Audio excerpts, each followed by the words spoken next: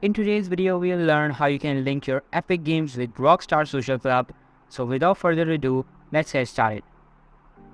All you need to do, go and log in with your Rockstar Social Club account and make sure to log it over on a web browser.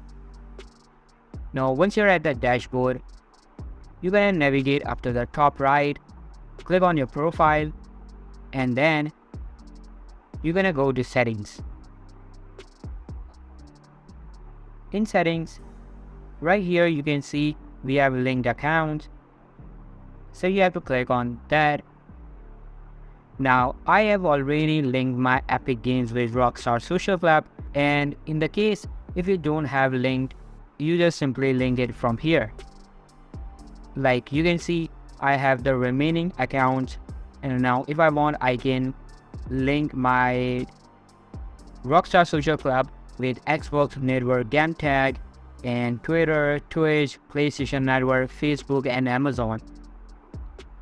But if you're having the Epic Games not linked, you will also find that option in here. Just go to link account and that will be linked. So this is basically how you can link your Epic Games with Rockstar Social Club. If you found this video helpful guys, then make sure to give this a huge thumbs up, subscribe to our channel. Thanks for watching.